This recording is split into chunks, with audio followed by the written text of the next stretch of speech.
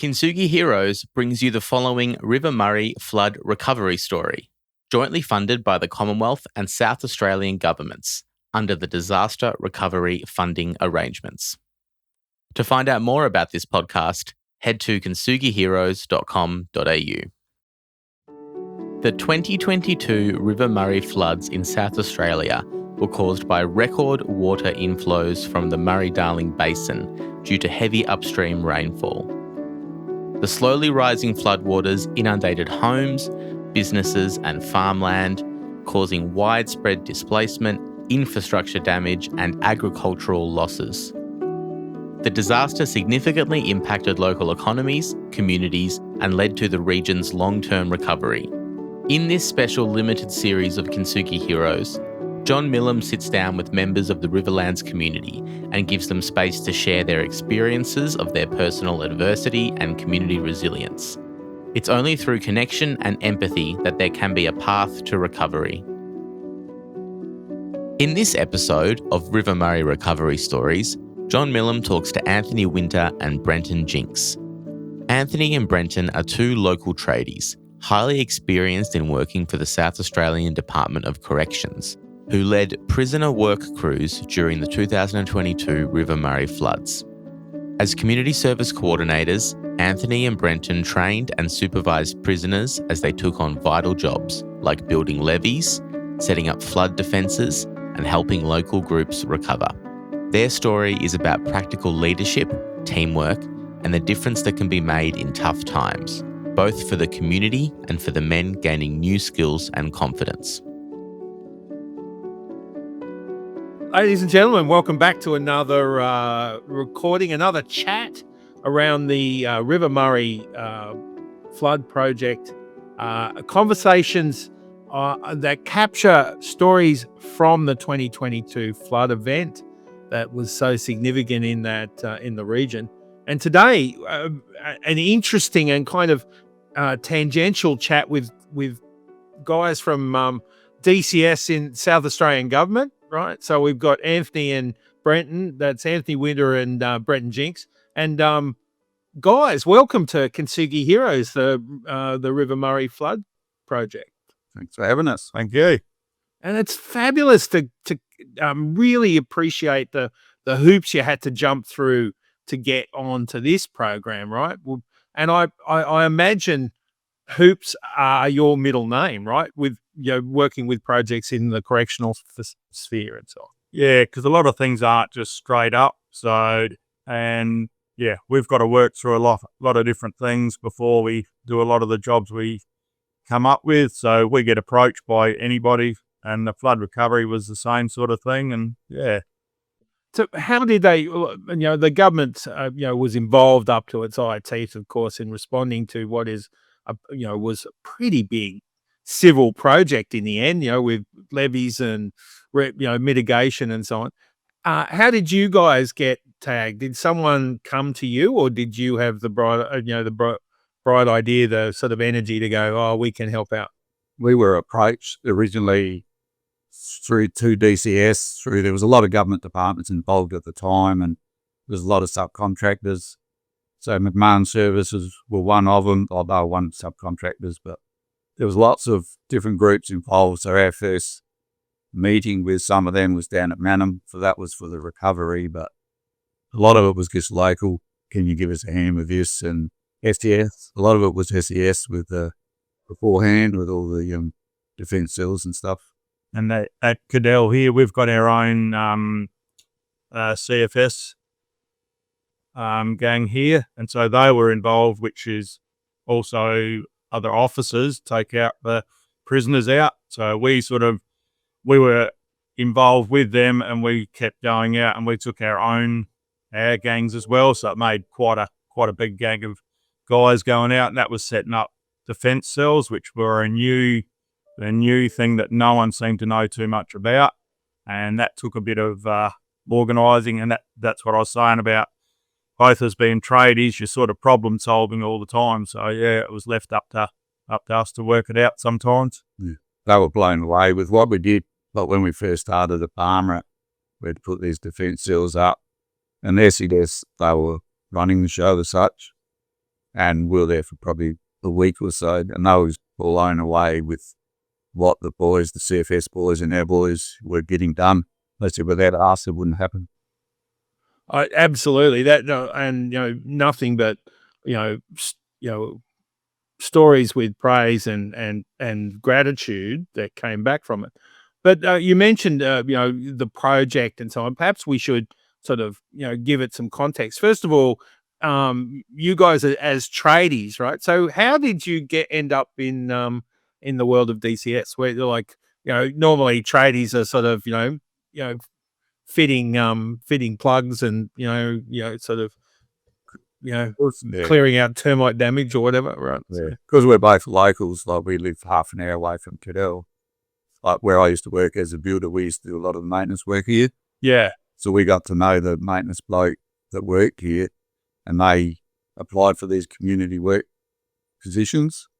So I applied for the first one and got it, and then they decided 6 months later that it was working well and they wanted another one. So Butch and I have both been local tradies and both pretty fussy with the way we do things. We both got a job and we both worked really well together. Did you personally, right? I imagine being locals and so on. Did you feel connected to the population of the group? Like, was this something that you felt was both a job and a service type stuff? Well, it is, because a lot, like I said, the people we work for are non-for-profit organisations. So there are a lot of people, and especially in the country, that don't have that much money to do jobs. So all they've got to do is just provide us with just whatever materials are needed for the job. And and because, like Brendan said, we're locals, you've got a bit of pride in the area to start with as well. Yeah. So the program itself, is this something unique to this area, or is it a program that goes through other correctional facilities? We're probably a bit unique in such, like, there's some of the other prisons like Mobilong, they had a community work gang, but they actually charge for their service. They do a lot of work for the local Mid-Murray Council, but they do a lot of the parks, so they actually charge to go and do all these jobs, where, like Anthony said, up here, no one's got the money to do that. They tried to get us to do that quite a few years ago, and they just said, it won't work, because none of the sporting clubs have got money. So it's got to be a free labour thing, which is good. That it sounds amazing. Tell me about the guys in the program. Are they long time in, or are they guys from the area themselves, or have they got training, or is this their first experience in sort of getting into these projects? A lot of them haven't got any training. Some don't have any sort of background on work stuff. So that's up to Brendan and I to actually train them in doing that. And some of it can be as basic as a lawnmower.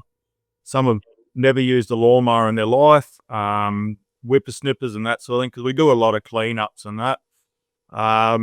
So and every so often we do get what we call a tradie come through, and it's quite helpful whether the trade is relevant. Being a tradie, they tend to have a broad knowledge of everything. So that helps out. And some are long-termers. But to get them onto our gang sort of thing, they have to go through a process that goes right through to head office. It has to be approved from there. So there's something like 200 prisoners here. We've only got 10 that are cleared to come out with us at the moment. So it's not a matter of just going picking anybody out. They have to be here for a decent amount of time, because else it's not worth the process. And I've got, so I think it would be amazing. It's like wonderful to have that service offered to the community. Does it also, do the guys, the 10 guys on your gang, do they actually feel different? Does it have an impact on them? Yeah, a lot of them. Most of the ones on the gang want to be on the gang to get out of the prison, A, and B, to give back to the community, especially when we're doing jobs like we're doing a big paving job or building a pergola. At the end of the day, we both teach them a lot of skills, and at the end of the day, they actually see something that they've done. We'll take a lot of pride in that, and and stuff. So yeah, it is very rewarding for them and us when you do decent projects. I can imagine that's extraordinary. Do you track that? Is this something? Do you feel like this is an opportunity? What you do could roll out or be a model for other communities and other facilities? I think down the track, we've just spent a few months down Adelaide doing some work down there for DCS, and now I think they're looking at rolling out another section like us, because at the moment, Brendan and I are the only ones in DCS that are actually classed as community service coordinators. All the other guys that take them out for parks and wildlife are just officers that have sort of switched over into that, but they don't have to have any trade background or anything like that. So I think they're looking at doing one down Adelaide, because what we did was about 3 months down there, a lot of building work and stuff like that, and saved the department a lot of money. So I think, yeah, they were looking at trying to get another one set up down Adelaide. It sounds brilliant. But I'm aware, right? That it's a kind of tricky line to walk, right, between personal freedom, rights, exploitation, and community service, right? That must get complicated. It can. When we first started, because it never really happened here, there used to be a volunteer before our time, but it just worked remotely. So when we first started, a lot of the locals were very skeptical about having the prisoners working around them. But within 6 months, it was just complete turnaround. Like, people being a small country town, everyone talked about what we were doing, and everyone changed their tune dramatically, didn't they? Yeah, on it.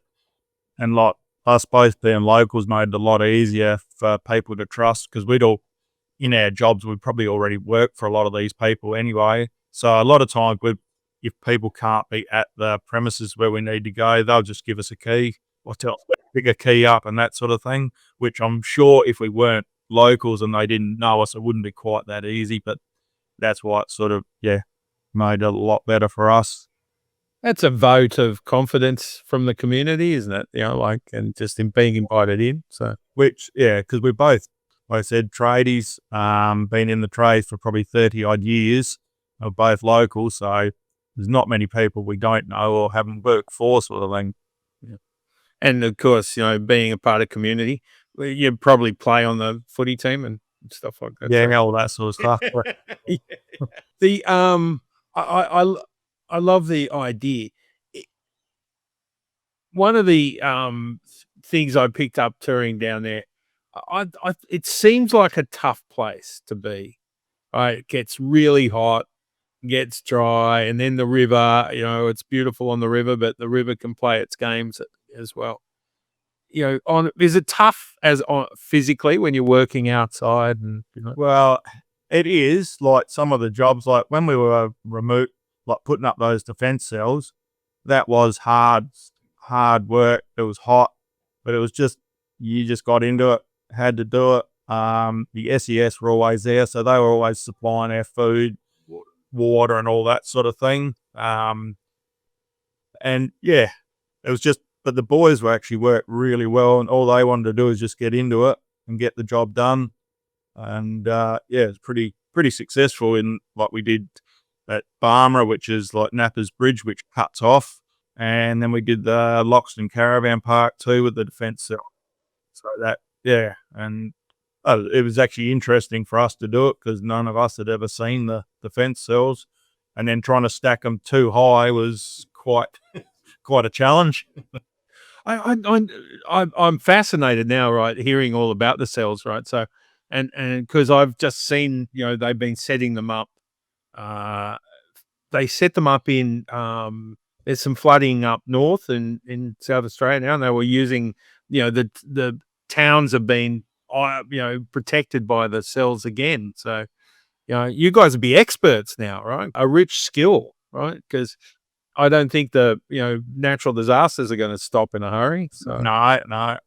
And that's sort of part of our job also is when it is natural disasters, we actually have to go out, well, don't have to, but DCS do put our name out there to go and help. Like a few years ago, the Pioneer Fire went through the Barossa area. And so we went down there after the fact and went out for probably 3 months cleaning fence lines and stuff like that off. So because the farmers just had that much to do and all their fences were down, so their stock was going everywhere. yeah, wow. We went through cutting up the trees that had fallen over, clearing their fence lines, and then they had other mobs come through doing fencing for them and stuff like that. So anytime there's a natural disaster, they sort of, if we can, we try and help out. I love the idea both from a dignity point of view, right? Because the idea of valuing the work that these men do, it's so valuable, and the idea and that it can be driven by community led resources like yourself, right?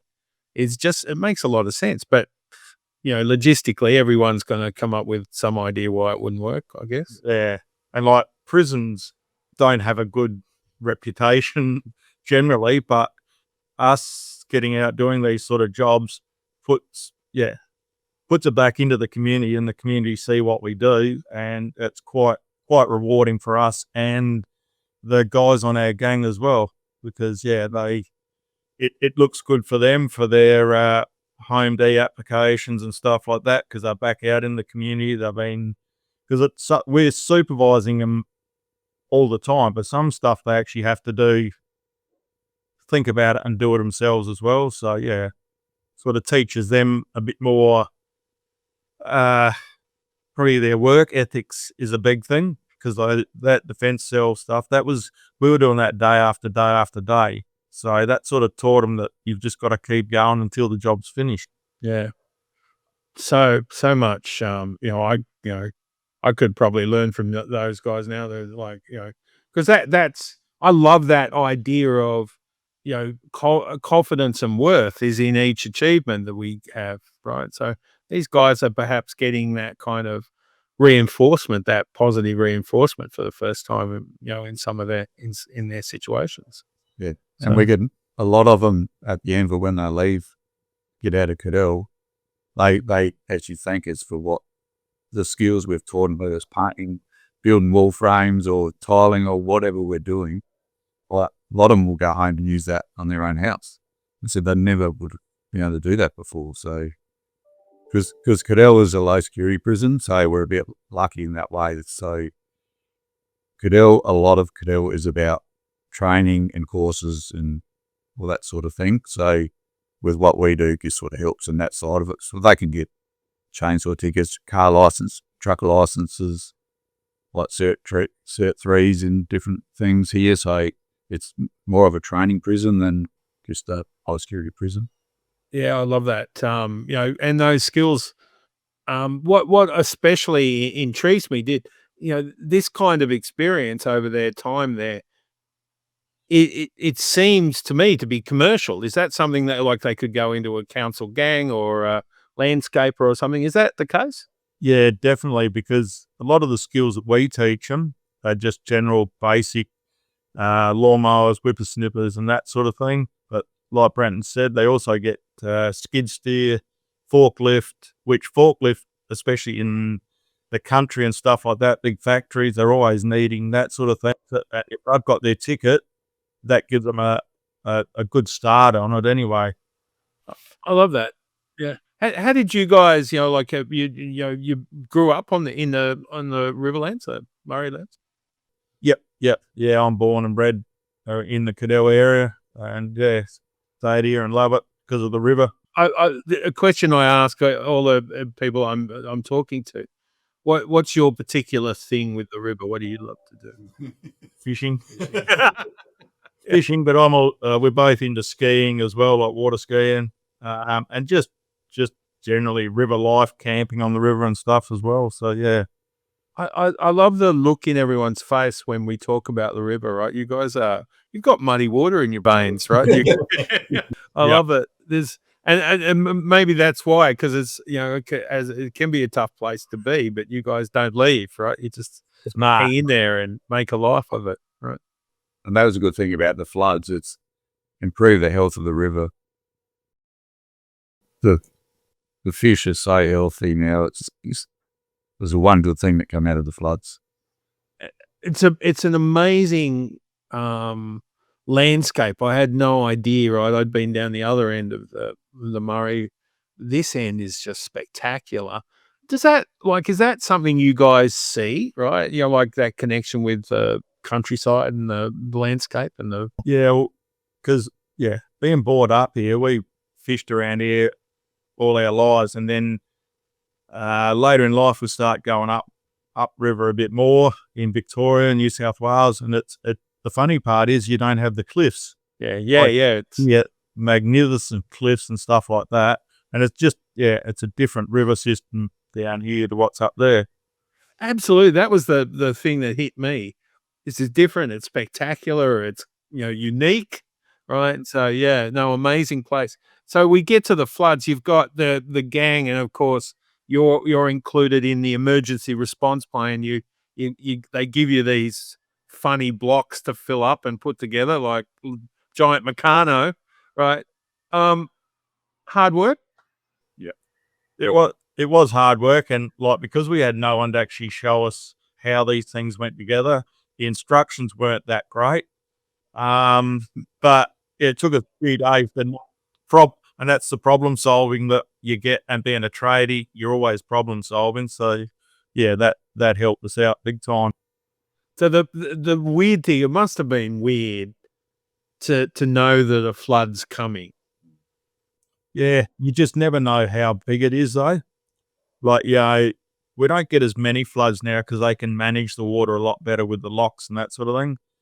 But so they have a bit of an estimate of what the water's coming down, how much and that, but it's still really a big guess as well, because then if it starts raining up top as well, then all of a sudden you get a lot more. And they're still tipping that there could be another flood bigger than this one coming. Yeah, I think the old timers love to say that was only the start of things, right? So, the next one will be the big one, right? Yeah, a lot of older people have kept records for a lot of years, and because around the 56 flood, I'm pretty sure there was a drought prior to that. Yeah. And now we're in the drought, so you can take into whatever you think, but their records do show it. So just looking at the being on the edge and seeing the markers for the 56, that would freak me out. Right? Yeah, a lot of water. You just can't, even because the boating got stopped on the river when the flood was right in. And then you go back out after we go fishing, and you're sitting in the tinnies and you're looking up 4.5 meters up the cliff, up the tree, and that was the water level. And I've lived on the river all my life, and it still blows me away how much water. So you can imagine people that aren't from the area that come up and you go, see that mark up there? That was where the flood got to. And they go, nah, surely it can't have been. But yeah, it's a phenomenal amount of water. It was amazing. We were flying back near the end of the flood that year from Gladstone. We've been up there fishing for something different. And we flew over the Murray, the plane sort of followed through from Mildura. And seeing the river in flood was just mind-blowing. You could expect water. It was just blew us away what you could actually see from the air. The different colours, like you see where it would get really wide and then it would get narrow and it would change colour, and it was unbelievable to see it. The term riverlands becomes real when you get that perspective. You see the drone shots through the flood, and it's like literally just this inland kind of sea version at times. Yeah. And you can sort of see, like, when you look at where the cliffs and that go, not all cliffs are where the river is. Yeah, that's right. So you start to think, okay, so how many hundreds of years ago was this a whole inland waterway? And it slowly got smaller and smaller because there's cliffs in the middle of nowhere. But yeah, and that's just us sort of being locals. You just look around, you go, how, where, what, and quite interesting, the river. And I see, like people, there's growth there in some areas where, new housing and, new facilities are going up quite close, riverside, right? So it's only going to be interesting. Yeah, well, I guess our biggest growth around here is the shacks. Yeah. Industries around in the Riverland aren't going that well. Like everything's been a bit of a downturn. Grapes haven't been worth that much or hardly even worth picking. So, and that's where a lot of our money turnover is, that and citrus. So yeah, a lot of the big companies are only just hanging in there, but then you get the river system and that brings in millions of dollars with just the shack owners, which, yeah, with the flood, they got wiped out. Insurances have to step in, and now they're rebuilding. So yeah. What do you, you were involved in, getting your gang there and, working with the many people involved, the different organizations and so on.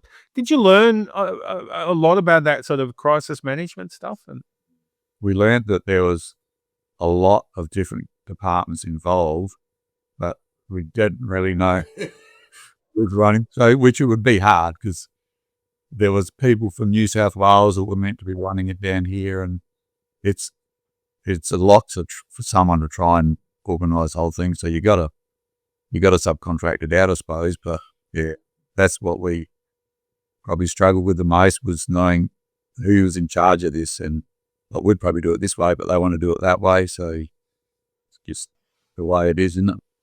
Especially when you were doing something that was so important, but no one particularly knew how you were doing it, putting together the levees and stuff. So, well, yeah, they like the Barmera one was defence cells from a sort of a hillside built across this road, but then it went into nothing.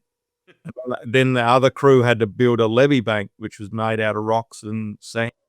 So we were going, well, how's that done intermingle without the water just cutting through there? But yeah, it worked. So yeah, but that was your private guys doing levee banks and things like that. And yeah, like they put in, I think at Barmera or something like about 14 Ks of levee bank to take over from where our defence cells were. And our defence cells probably would have been 50, 200 metres. Yeah, probably 250, something like that, metres long and too high. So yeah, it took a lot of building, and to build them, they come flat pack, so you actually fold them out, and then a lot of red dirt's got to get dropped there because you got to fill them with sand.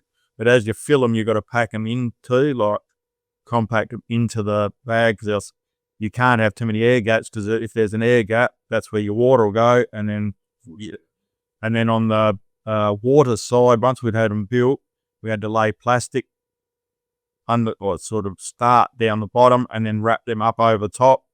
So when the water come up against it, it actually had the plastic barrier to stop the water going through as well.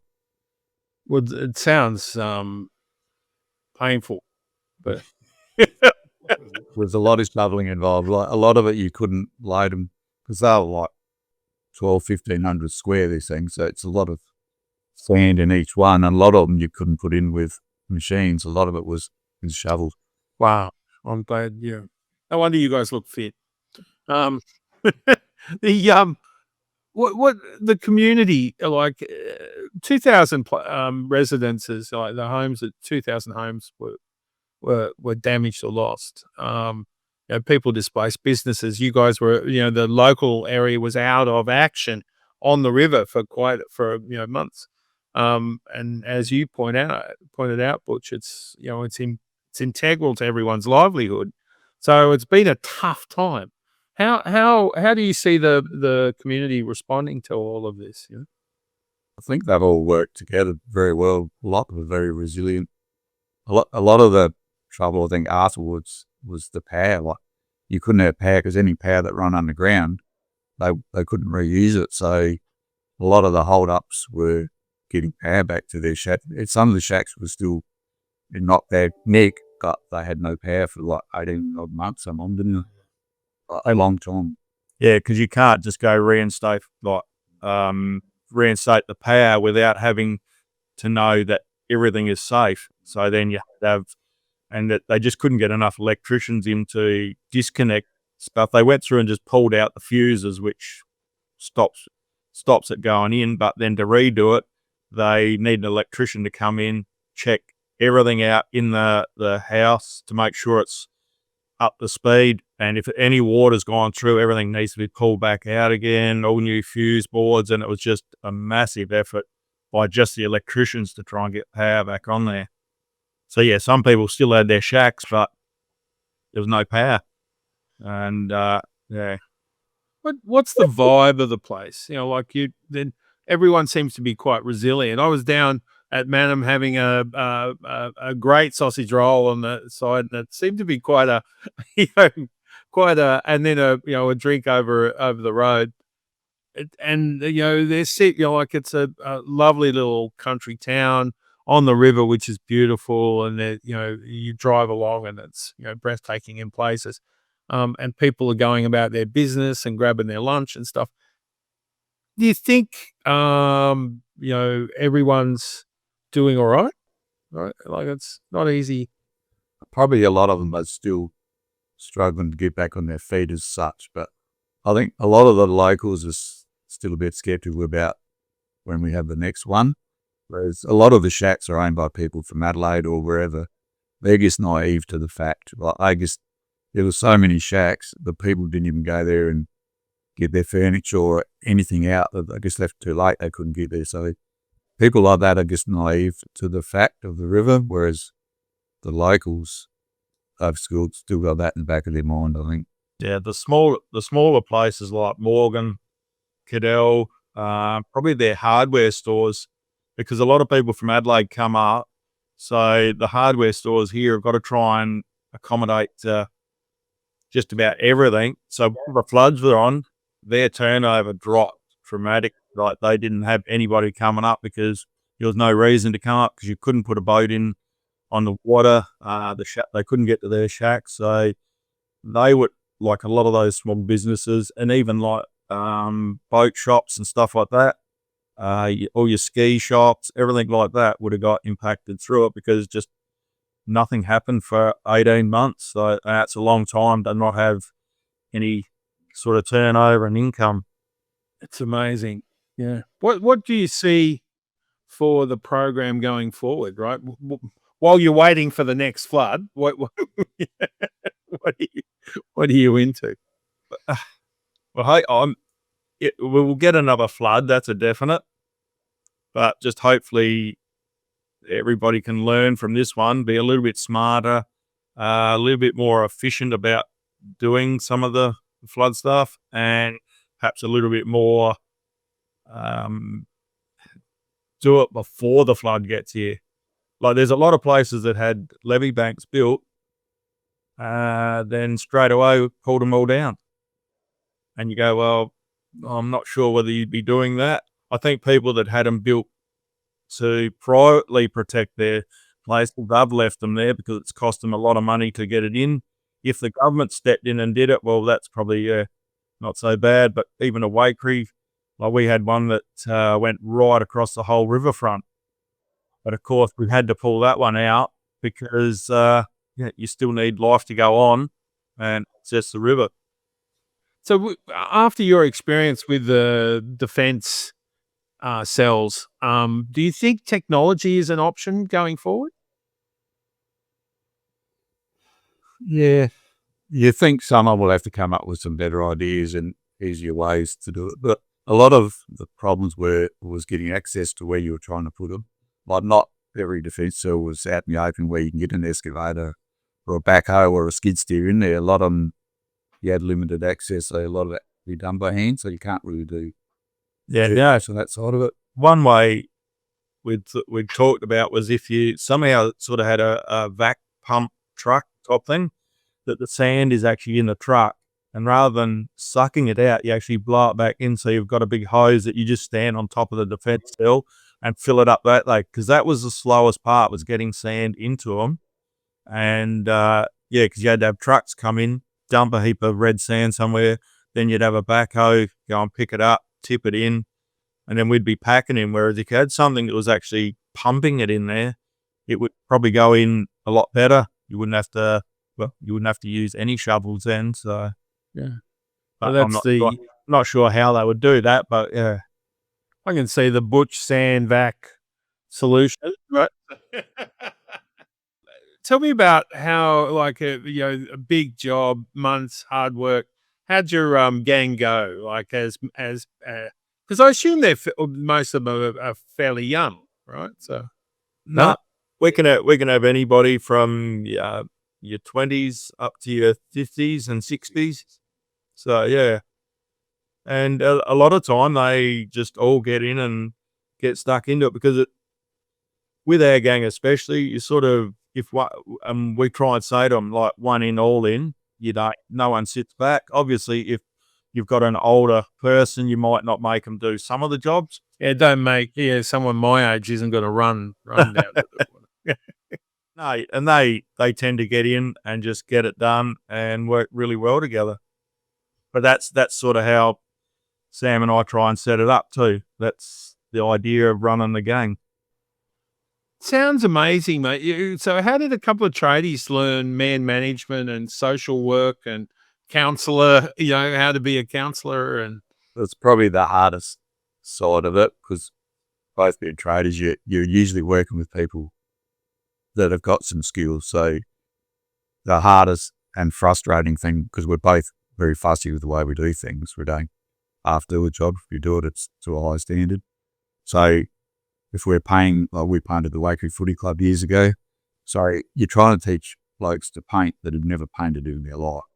Do a decent job, like trying to cut in, and so you got to have a bit of patience, and they have to want to be able to learn too, because not everyone we get on the game wants to learn or has got a good work ethic. So it's like anywhere, like not everyone has got that. So you got to try and instill that into them, teach them those skills, and they want to be able to do that in the first place. If they don't want to do it, well, they're not going to want to learn those skills. So it's a bit of a balancing act. It is hard, but we sort of try and earn. They've got to earn our respect, but we've got to earn their respect as well. And that it's a little bit different to being a prison guard in here as such, because we take the guys out working, so we can't. You don't treat them as a mate, but there's that fine line, but you still you have a lot more friendly banter type stuff while you're out there that wouldn't happen in a prison situation. But that way they seem to get in and do a lot more. We'll get in and work as well, which we don't have to. We're meant to be supervisors, but you get bored and you get in there and help, and they see us working, so they jump in. But if they don't, well, then they get told that they can do the whole job themselves if they want their help. And yeah, that's how it sort of goes along. And yeah, it takes a bit of getting used to. And then, just listening to them talking about what's happening in their life and stuff like that. Sometimes it is a matter of just listening to them with their problems, because they are locked up inside. They don't get to see their family the whole time. And that's one thing you sort of get to learn, that, we take it for granted. We go home every night. They don't. They miss their kids' birthdays. They miss their partner's birthdays. They miss Christmas and stuff like that. So you've got to work in, they have highs and lows as well. And that's where we've got to try and pick that, and also have a good enough relationship with them that they'll say to us, listen, I'm not going too well today. Can I have the day off? And the guys that want to have the day off just to do nothing, but other guys need it, and you go, yep, no, that's fine. So that's something that I think just over the years you've learned. Like, we've been in the job for about 16 years now. So you tend to pick a lot of this stuff up as you go along. Always learning, still learning. yeah, Well, everyone, like that's perfect, right? So there's a guy, Simon Sinek. I don't know if you bumped into him, but he talks about servant leadership, right? So you as leaders are also serving those guys, right? Do you feel like mentors sometimes? Yeah, definitely.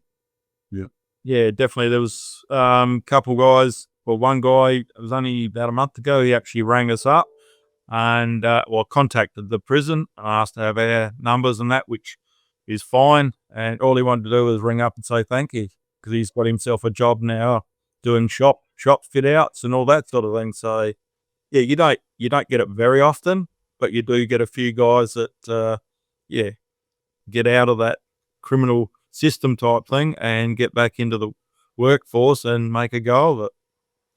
It's pretty impressive, keeping the water at bay and and building a future for blokes at the same time. So Social workers. Yeah. what do you think, like as residents, as family members, long term, as members of a community that you love and a river that by a river that you love, what do you hope for the future of the area?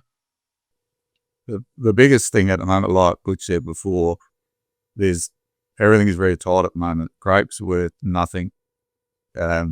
Citrus is starting to come back. Dryland farming is terrible. We've had two, almost 3 bad years, like virtually droughts on the land. So, and it's now looking like this year, they were all hoping it was going to be a good year this year, but it's looking like it's going to be another downer. So that takes a lot of money and morale out of the community. So we're probably going to be relied on even more for doing more community work projects, like local sort of stuff. And that's sort of what people have come to rely on now because there just is no money to do anything. So Do you want the government to expand add more, Butch and Brentons and, other gangs?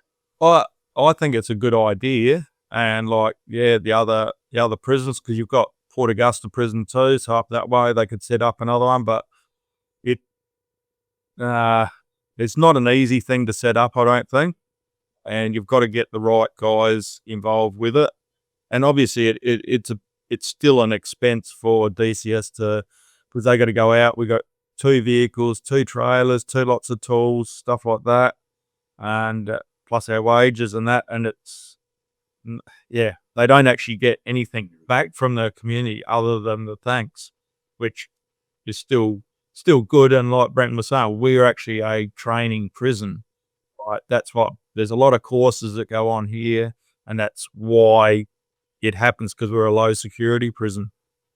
Well, like the countryside, the landscape is beautiful, and that's down to you guys as well, right? Like you're maintaining the level of a community. I think that's not insubstantial. You need to get the right, not so much just prisoners, but staff as well to run it.